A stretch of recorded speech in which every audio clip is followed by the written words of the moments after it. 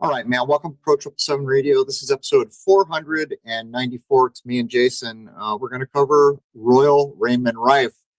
And man, it is getting tough to look up information on the internet. You know, you'll do a search on something. It'll tell you got 10,000 returns.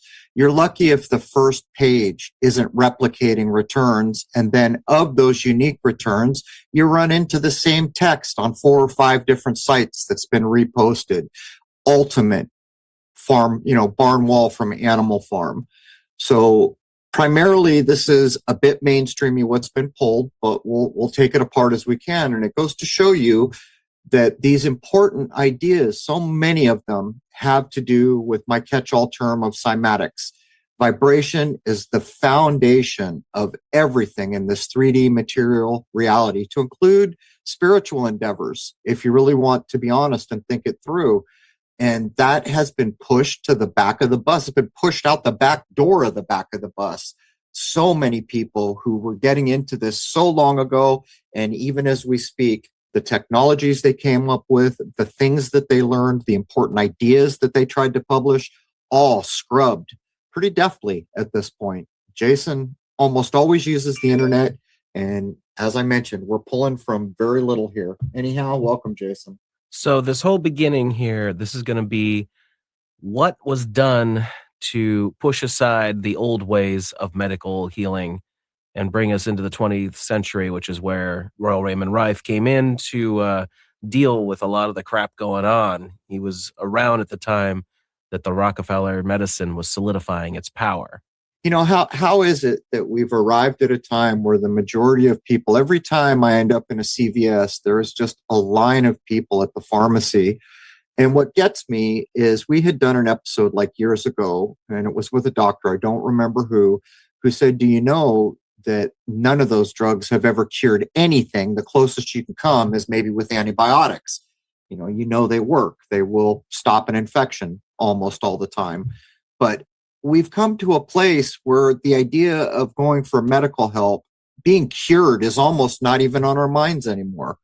When you're accepting a bottle of something that basically deals with symptoms. And here we're going to cover a man who discovered amazing things, like I can hit these cancerous cells and affect nothing else around it.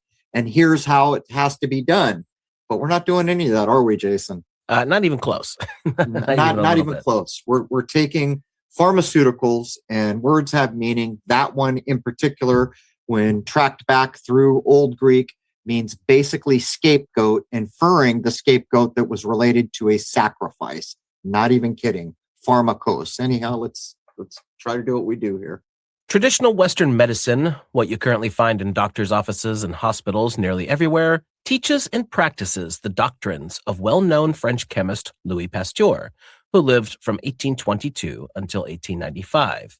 Pasteur's main theory is known as the germ theory of disease.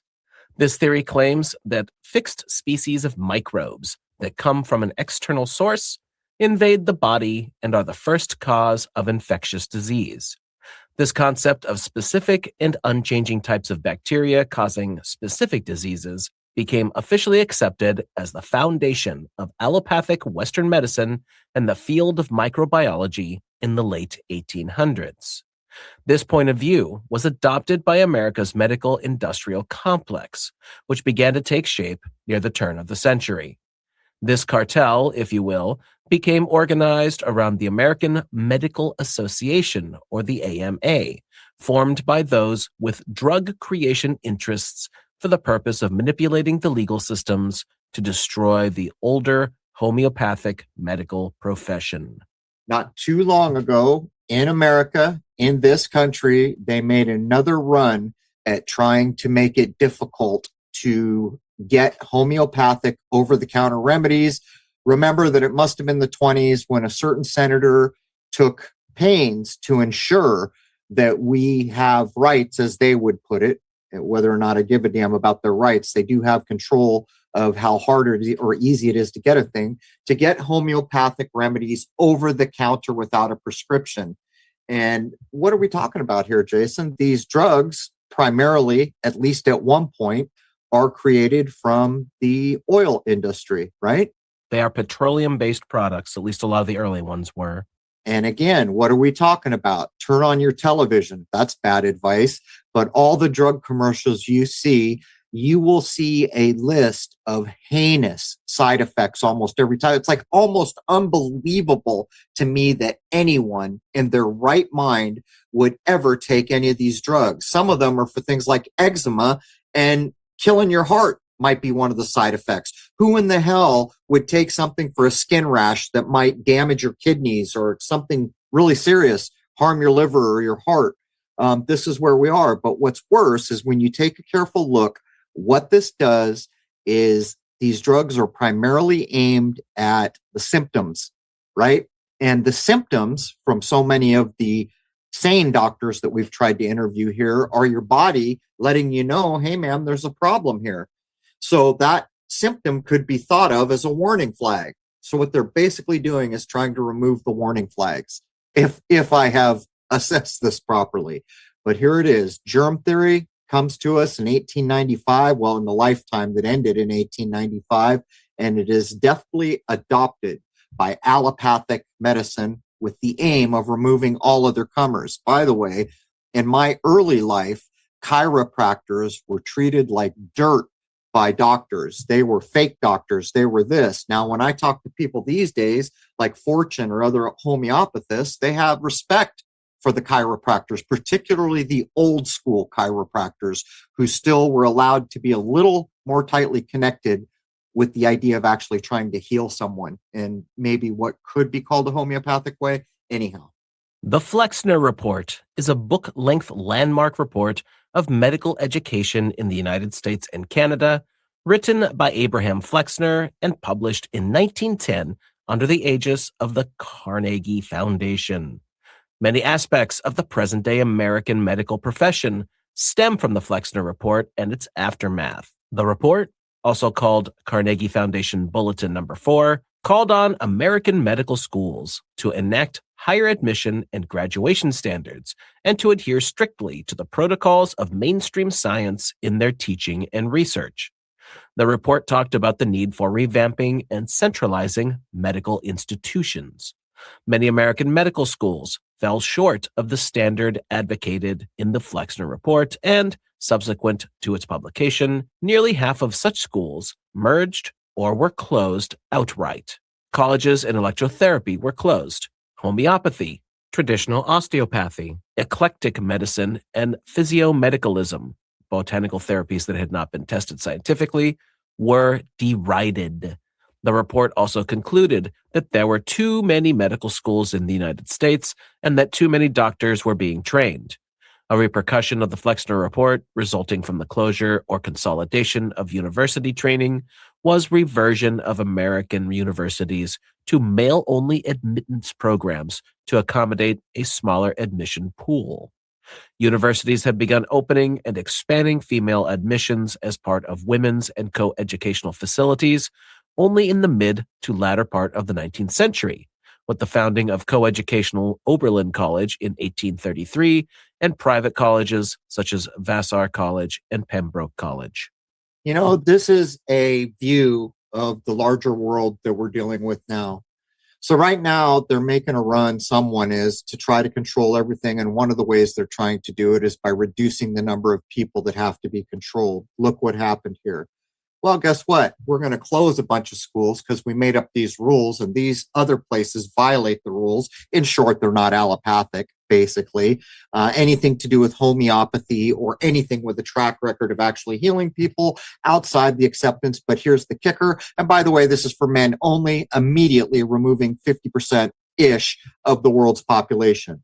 Fewer people, easier to control. And how is this done? And this is the downside of the idea of capitalism, if that's what people want to call how this place was built. In other words, the idea that money and markets is the driving force. What that means, and I'm not trying to deride anything, is a place like the Carnegie Foundation, which has more money than it could spend in 100 lifetimes, they can take things over. which is exactly what happened to our universities, which is exactly what happened to the schools that were shut down, modified, or simply enveloped by other places that were under the control of what? They were under the control of those who paid the bills. And that's why none of this works. And that is the problem with wealth at this level. But everything that was read in that bullet point, you could almost verbatim reflect it out to the world we see now. The old tricks are the best tricks. And they knew what they were doing, too. It was only a matter of time before the old ways were primarily forgotten and certainly not being handed down the way they would have been just a few years earlier. Absolutely. And so what we see is coming into the 20s, by 1930, people like Fortune and some of the older people that I know, by 1930, the writing was on the wall, and they knew that, actually, let me go at it this way. There was a group of doctors there that were so educated and so knowledgeable. Why? Because they had all been involved in homeopathy of one kind or another and using plants as medicines that cure you. And they had also gotten their MDs from the allopathic side. So they were almost like double trained. In other words, they had a mind from the old world. They knew what worked. It had been handed down, but they were also trained in the new method. And from what I have been told by people who knew about those times, these were the cream of the crop. Man, you wish you could get a doctor like that. Well, they were the last. As Jason is pointing out, they knew they had broke the line of succession. And think about the things we covered. Do you remember when we did the man named Dinshaw who used colored light? Not even kidding. Colored light for amazing healing abilities. And these were clinically demonstrated, by the way. They came down on that man like a ton of frickin' bricks. And you want to know how widespread that was? Go look up Dinshaw and light healing or colored light healing. You can still find things on them.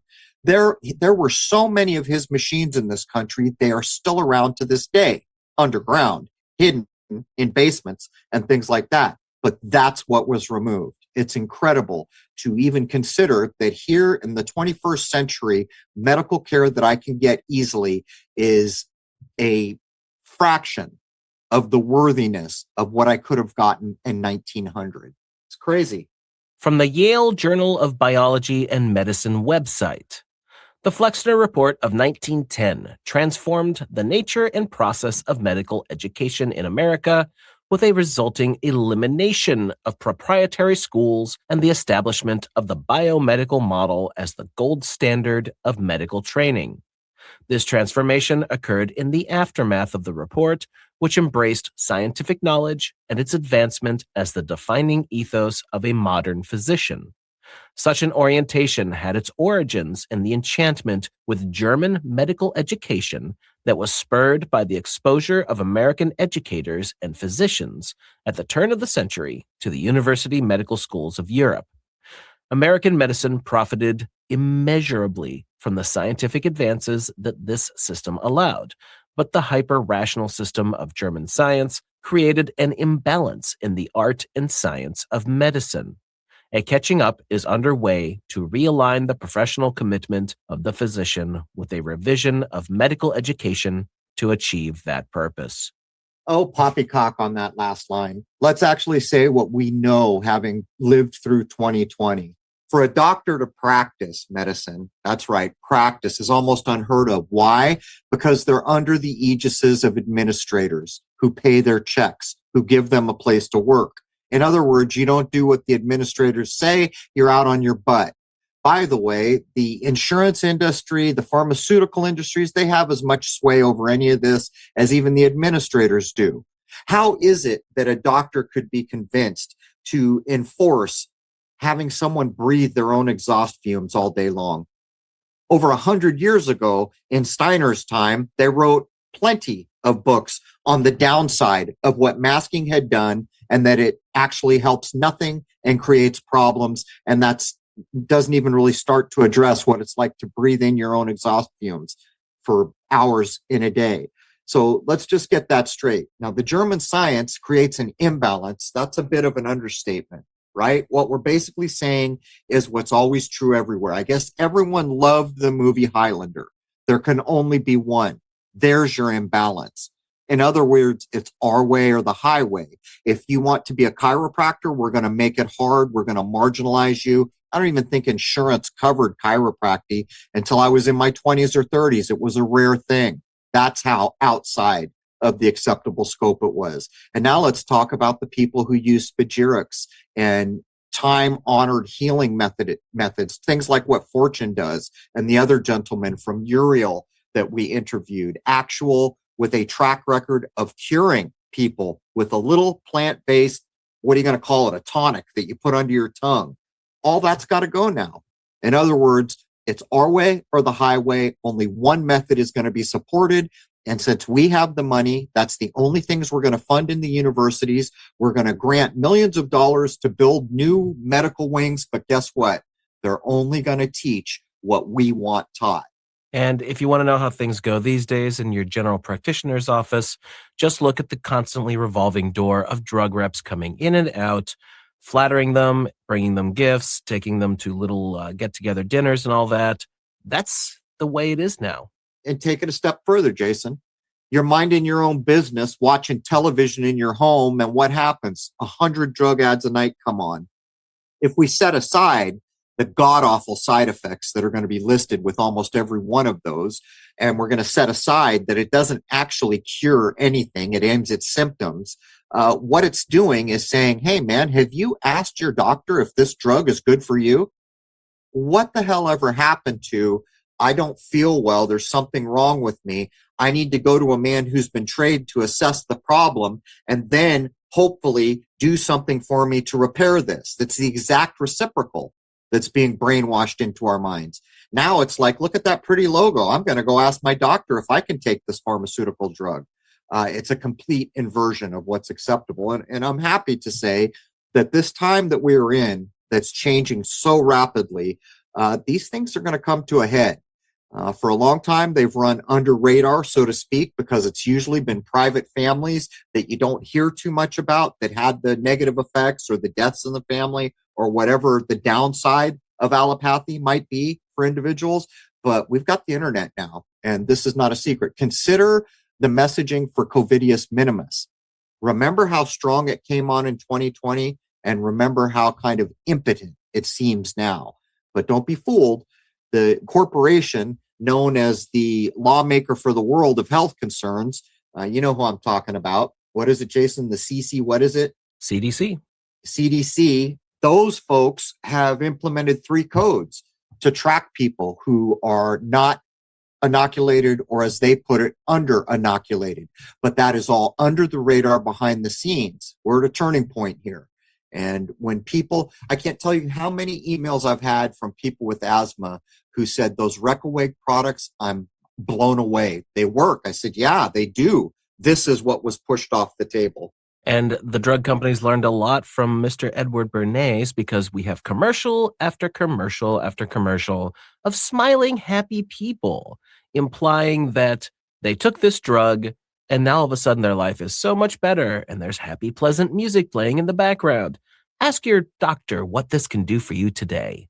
It's crazy, Jason, even going so far as to make fun of all of us out here, like in big popular shows like Big Bang.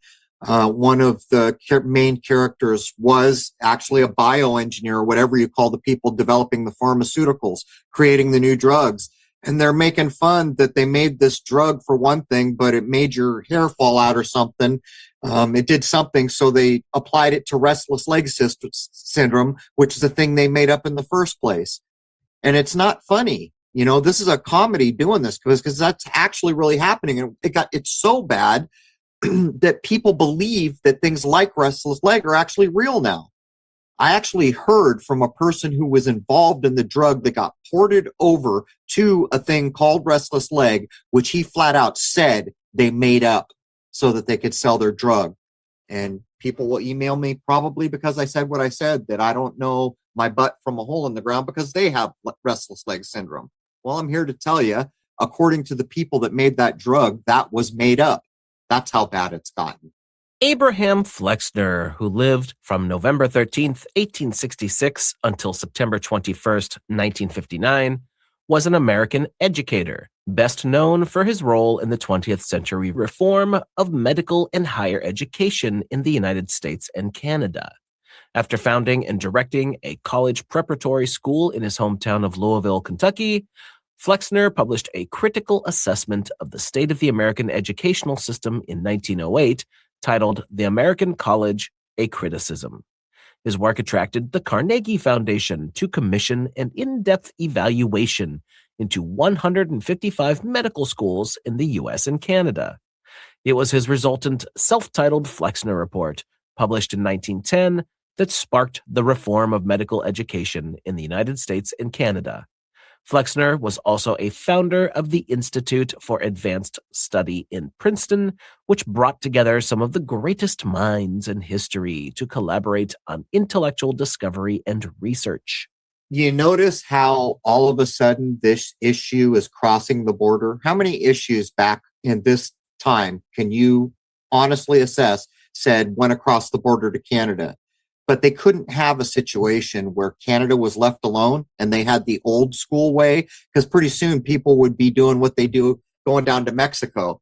Everyone knows if they can cross the border in San Diego to Mexico, they can get their drugs at a fraction of the price that they're paying in the United States. Same thing would have happened here. People would have been unhappy with the level of medical attention, and it would have become known that Canada was old school and they had things that worked. People have been crossing the border. I'm just asking, how many things can you think of all the way back in the 1900s that were crossing the border by a Carnegie Foundation? And what this says is his work, the criticism that he wrote, attracted Carnegie. I would be willing to guess that it's the other way around. What would you guess, Jason? Do you suppose he did this and attracted them, or do you suppose he was directed or maybe even paid in the first place? Well, he was eventually paid. They got the proper person to do the job, it seems to have been. And the Carnegies, this is the robber baron situation. These are the people who tried to restructure society the way they damn well pleased because they had so much money to do so. And this is what we saw with the Rockefellers and several of the other big name families from back then. Remember the King Kill episode we just did where we're reading from King Kill 33 and Downer says how fascinated the black magicians are with railroads, with bridges, modes of transportation. I think he throws in their lawyers and something else. Many of these robber barons are directly tied to the creation of the railroad, and then many of them to oil, which is another form of transportation. But I read it the same way. Back in the day when I was studying this, I took it to mean that the Carnegie Foundation made this man possible. That's the way I took it. The Carnegie Foundation for the Advancement of Teaching is a U.S.-based education policy and research center. It was founded by Andrew Carnegie in 1905, then chartered in 1906 by an act of the United States Congress as an independent policy and research center called to, quote, do and perform all things necessary to encourage, uphold, and dignify the profession of the teacher and the cause of higher education. Among its most notable accomplishments are the development of the Teachers Insurance and Annuity Association, the Flexner Report on Medical Education, the Carnegie Unit, the Educational Testing Service, and the Carnegie Classification of Institutions of Higher Education. Hey, does anyone out there ever wonder how we get the systems that run society? Well, it's a Carnegie, it's a Rockefeller, it's a rich person, it's a robber baron. And they have trusts and they have institutions and they have all these things. In other words, the person with the most money has the most pull in a part of the world like we have called capitalism. You can either choose to fund a thing or defund a thing. You can give millions of dollars, because that's not even a drop in your bucket, and have entire wings built on a school somewhere or a university to support what you want. And by the way, if you're wondering how modern research is done, guess who funds it? In other words, if there's something they don't want researched, it don't get funded. Or maybe even if it is getting researched, they come along and say, we'll give you $2 billion with a B to stop all this and research this other thing. It's complete control. So here enters Dr. Raymond Rife. So into this shifting of the medical thinking in this country, enforced, Yes, indeed. Dr. Royal Raymond Rife was a prolific American inventor and early promoter of high magnification time-lapse cinema micrography. He was born in Elkhorn, Nebraska on May 16, 1888. His mother died when he was just 8 months old. Because his father, a mechanical engineer, worked 14 to 16 hours a day, the young Rife was put in the care of his aunt, Nina Colber Rife Dryden, who raised him as her own. In 1905, he entered Johns Hopkins University to pursue medical studies, but his interest in bacteriology took him into the world of microbiology. He then attended Heidelberg University in Germany, where he developed photomicrographs for their Atlas of Parasites. Heidelberg University was so appreciative, they awarded him an honorary Doctor of Parasitology. In the 1930s, he claimed that by using his specially designed optical microscope, he could observe microbes which were too small to view with the current technology. Rife also invented a beam ray device that could potentially weaken or destroy cancer cells.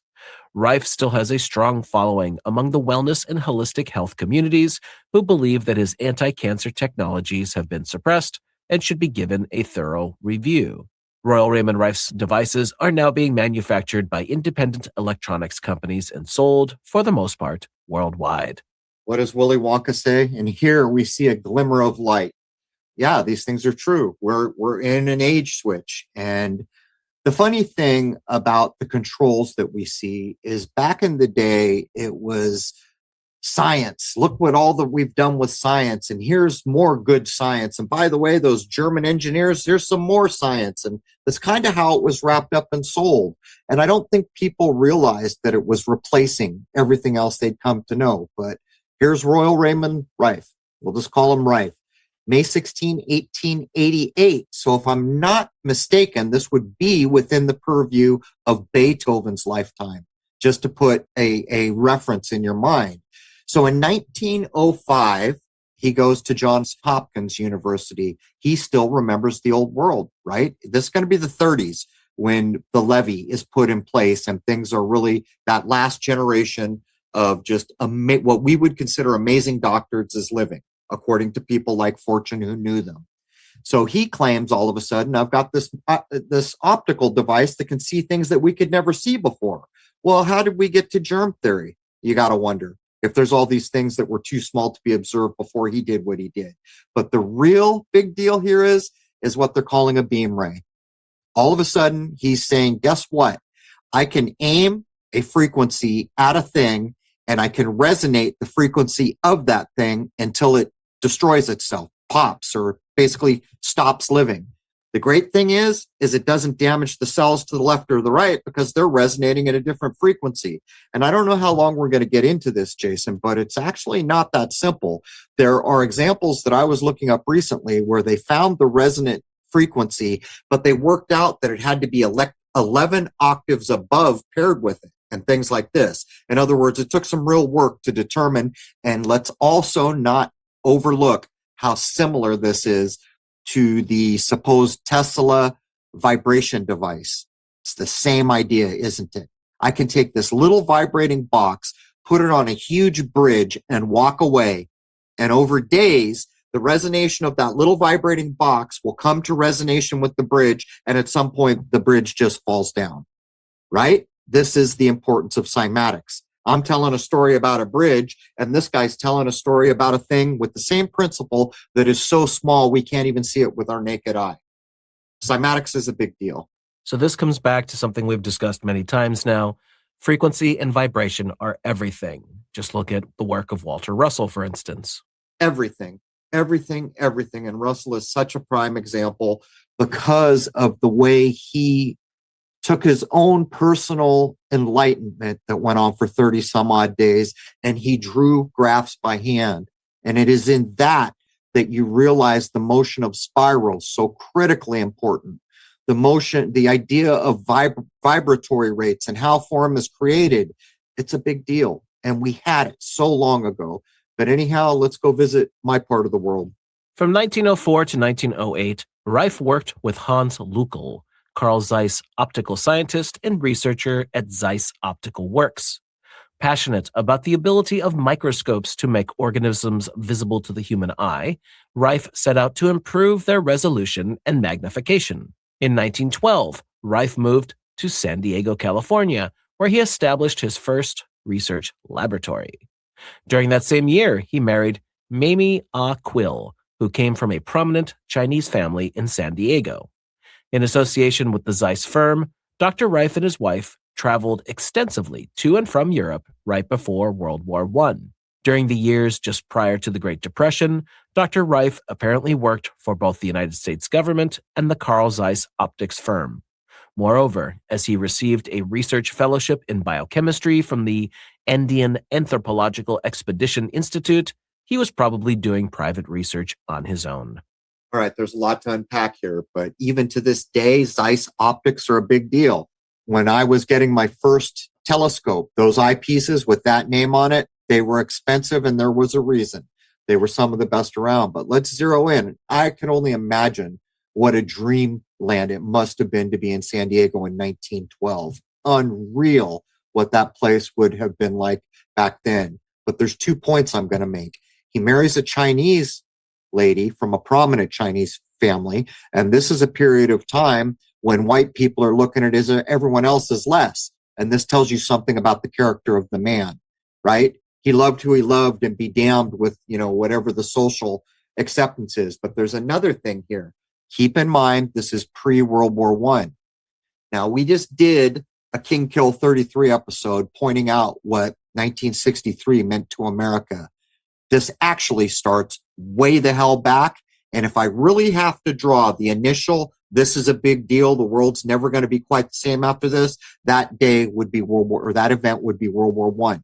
So the world that he's looking at has not had the switch flipped quite yet, but he's going to be there to witness at least the beginnings of it. In 1920, he began constructing his first microscope and patented a high-intensity lamp for microscope use in 1929. The patent number is 1727618. Some of his technological inventions are said to still be used today in the fields of optics, electronics, radiochemistry, biochemistry, ballistics, and aviation.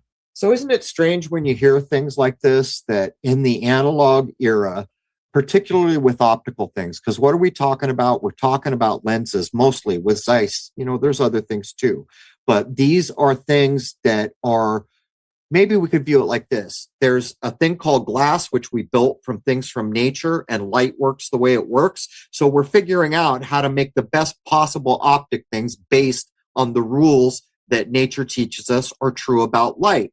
So even up to this day, 1929, and they're still using these things, but now consider the entry of digital, where now we're actually going to start moving away from actual optical points of view with the human eye or otherwise. It will all be digital on some level. You can kind of get the sense of the separation of nature.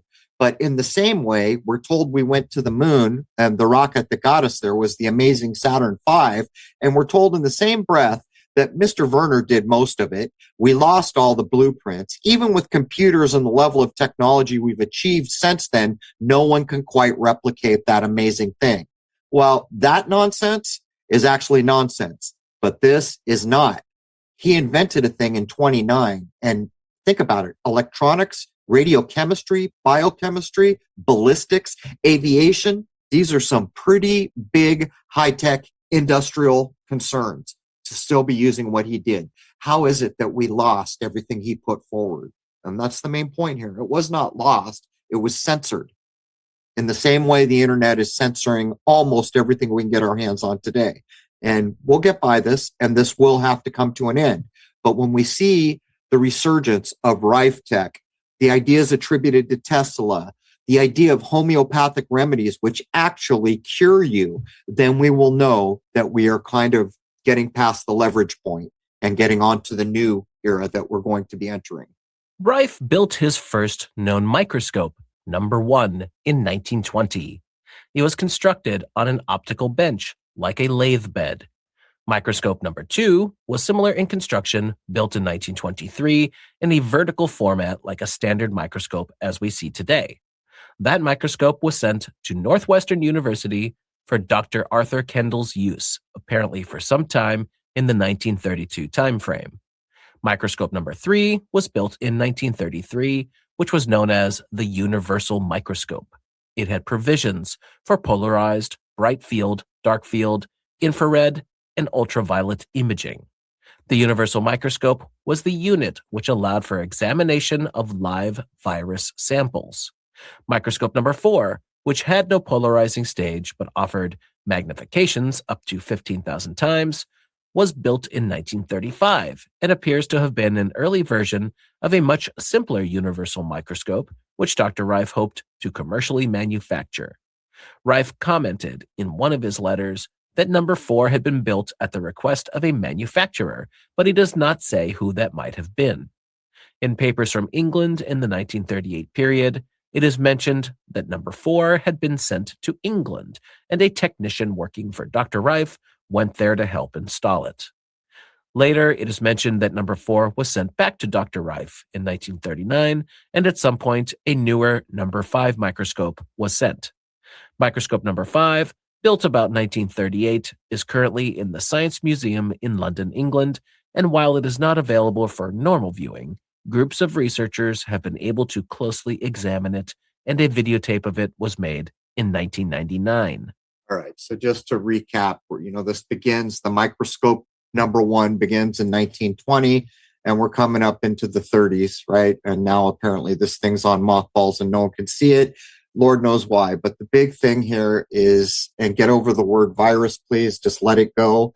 And by the way, people who have used dark field microscopy actually still use the word virus, just to be perfectly clear. Although I agree with everyone listening, the word virus as it is used currently is misapplied and not honest. There is still devices that look at living things and label them viruses. And this is part of the clever catch-22 we have to deal with, because the people who have caught on, every time that word is said, they lose their minds. But what are we talking about? They put it here, the examination of live virus samples. But let's just throw out the word virus and say living samples. That, as it turns out, is a big deal from some of the most respected medical people that I know who actually cure things, because I've witnessed it. They tell you that these dark field microscopes and other things, which, by the way, have come down in price, and some people can afford them now. They're like, some of them near $1,000 or under $1,000. You're actually looking at a living thing. Most of the microscopes that were used in the medical field, I am told, are using dead samples that have been mounted on a slide. So again, it's like using the word antibiotic. Yeah, we know it'll stop an infection. Yeah, we know they give it to a lot of people for a lot of reasons, but what does that word mean again? Against life. So maybe the use of a thing that is labeled against life should be very carefully administered. And as far as I can tell, that's really the only pharmaceutical that is guaranteed to have something akin to a cure. In other words, I've got an infection, I can take this, there, the infection's dealt with. What doesn't get mentioned is that it took out a lot of things in your body beyond the infection. Getting back to the point, it appears that Mr. Rife may have been one of the first people to recognize that being able to view very small things while they're still alive was important, because there is a difference between looking at living things and looking at dead things. In 1913, Dr. Rife met with industrial tycoon Henry Timken. Timken had been born in Germany and emigrated to the United States when he was 7. He patented the tapered roller bearing in 1898 and established the Timken Roller Bearing Axle Company. Timken sought Dr. Rife's help to solve a quality control issue with his manufacturing. Dr. Rife designed and built an X-ray machine that checked each bearing that came out of the plant and rejected any faulty bearings before they would be sent out as a finished product. This saved the company millions of dollars. Timken was so pleased that he set up a monthly lifetime payment to Dr. Rife. When Mrs. Timken fell ill, baffling her doctors, Dr. Rife suspected it might be something she was eating, so he made a search of her kitchen. Analyzing various foods with his microscope, he pinpointed the cause: bacteria in her spice cabinet. She soon regained her health. Dr. Rife was also able to restore health to Timken's sister, Amelia Bridges, who happened to be married to Henry Timken's business partner. When she died in 1940, she left Dr. Rife $50,000 to continue his work. Henry Timken and his partner, Bridges, were so impressed with Dr. Rife, they set up a fund to finance a fully equipped laboratory at Point Loma, California. Back in my old stomping grounds, Point Loma, a beautiful place. I can only imagine what it would have been like back then. What are we talking about here? Some very wealthy people were cured by Rife and his know-how. And how did this man come to be such a savant? Microscopy, x-rays, the ability to say, I think this might have to be something with food. Let's go look at the kitchen. Lo and behold. But this is not far away from the story of Max Gerson, Charlotte Gerson's father, who cured cancer in the 1930s, or it was announced then. How is it that the people who run this joint want to see these things gone? And I would point out to you that they don't. They have their secret doctors on the sides that they use with their families. They just don't want it available to the general public. Why? Because fewer people are easier to control. So the real question becomes, was all this Rife work kept alive? Do we have documents of it? But what we know for certain was people highly placed in society were damn impressed and gave him enough money to run into perpetuity. I don't know what 50 grand is worth in 1940s, but I'm guessing it's quite a bit. In the 1930s, Dr. Rife was frustrated by the technological limitations of conventional light microscopy. The most powerful light microscopes in existence only reached a magnification of 2,500 times, allowing scientists to see molds, bacteria, and parasites, but not viruses. Since Dr. Rife believed that viruses were at the root of many diseases, he believed with a more powerful microscope, he could find the true cause of many diseases. Hence, Dr. Rife used the Point Loma laboratory, along with Timken's generous funds, to further develop his universal microscope and frequency therapy. Dr. Rife redesigned his microscope with an even higher magnification. According to a report submitted to the Journal of the Franklin Institute, it had a magnification of 60,000 times. The ocular was binocular, but it also had a detachable segment lower in the body for monocular observation at 1,800 times magnification. Rife's universal microscope used all types of illumination: polarized, monochromatic or white light, dark field, slit ultra, and infrared. The monochromatic light caused the organism to fluoresce. As with bacteria, Dr. Rife could identify the virus he was observing by the color that it refracted. It is said that he would sometimes work for as long as 20 hours at a time to get a virus in focus. All right. So here we have the modern conundrum. We've seen what's been done with the idea of viruses. We've seen what's become of the word virus, but I will maintain to you that very accomplished doctors that I know will tell you that with dark field microscopy, I think it's dark field, and other ways of actually looking at thousands of times magnified things that are still alive, there is actually a thing there that is properly labeled a virus. That's all I can tell you. And I'm not going to even get into the nonsense that we just did in 2020, because as we all know, that was made up, and their cause and their names and their words were all fear porn nonsense. But look what's going on here. The man is getting down to the nitty gritty. He's got polarized light, monochromatic, white light, dark field, slit ultra, and infrared. Now, what are we talking about here? Again, I'm going to refer to cymatics. Everything vibrates. So when we're talking about the types of light, even that goes back to the basic building blocks of this 3D material reality. In other words, polarized light or monochromatic light, or what, they all have a different, we could say, frequency or vibrational rate. So he's getting to the brass tacks of the realities of this place. How is it that all the work he did became lost? Oh yeah, that's right. It got censored. And for the last point for hour one, Rife's universal microscope used different mediums for bending light than normal optics. One factor enabling these natural images was Dr. Rife's use of a device called a Risley counter-rotating prism. This consists of two circular, wedge-shaped prisms mounted face-to-face and set in a geared bezel, and so geared as to turn each prism through 360 degrees in opposite directions by means of an extended handle. Rife built a special mount under the stage to accommodate these instruments, and through which he directed a powerful monochromatic beam from his patented lamp. At various declinations of the refracted and polarized ray, normally invisible bodies would become visible in a color specific to their structure or chemical makeup.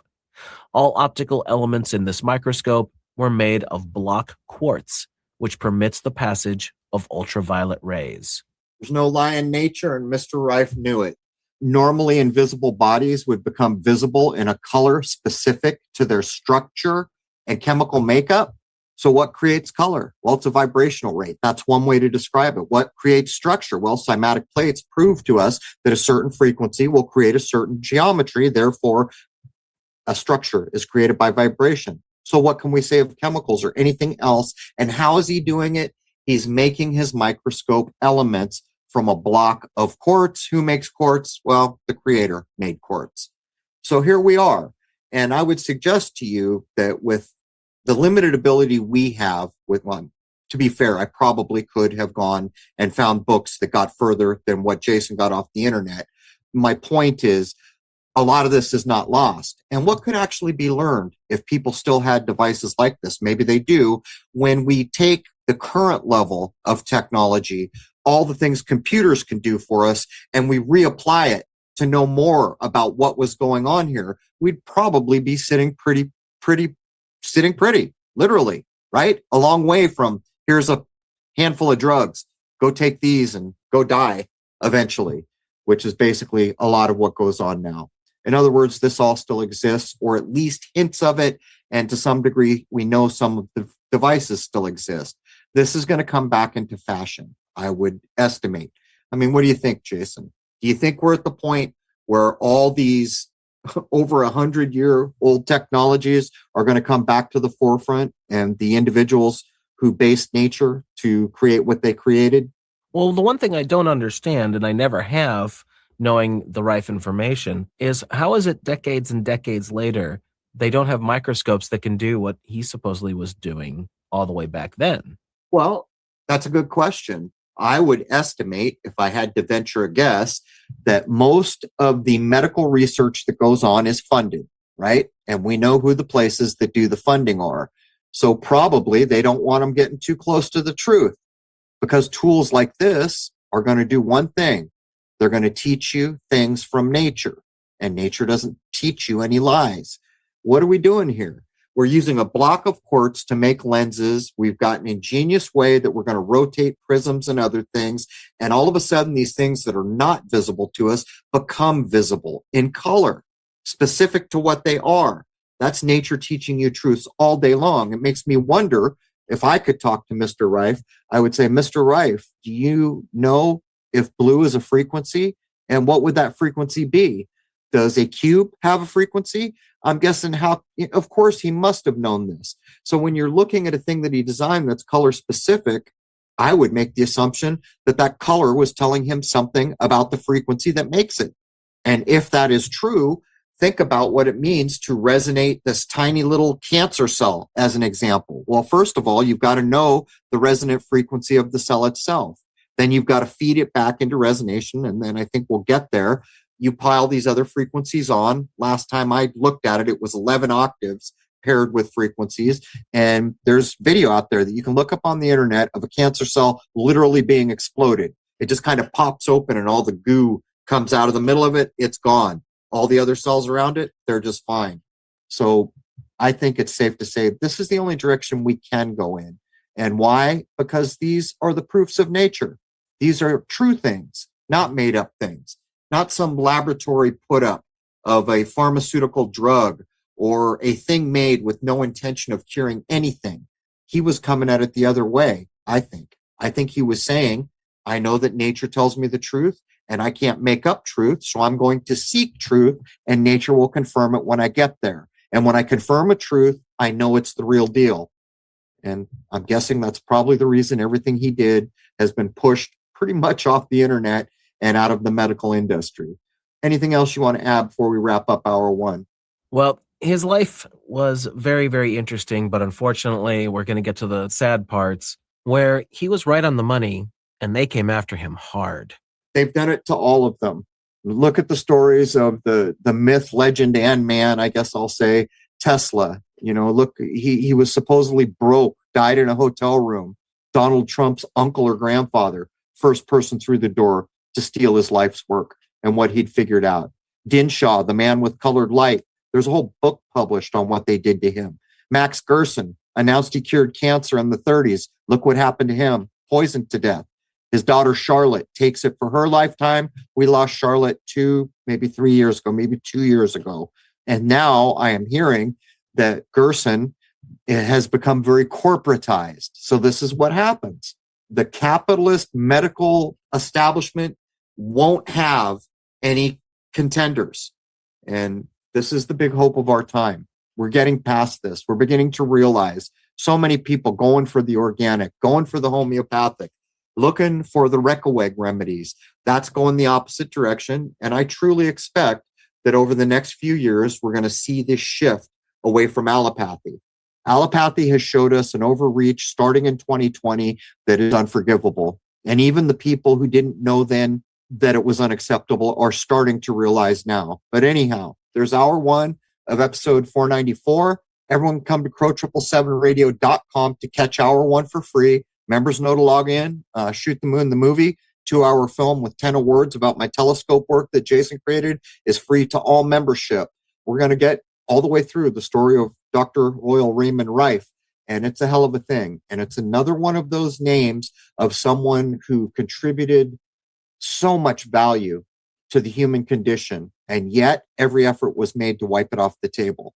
But here we are at the change point. Maybe we can get back to these things. With that, I'd like to wish you all a happy, healthy, and higher-minded new era. We're going to take 5 minutes. We're going to come back and knock out hour two and complete the tale of Mr. Rife. There it is, man. Cheers.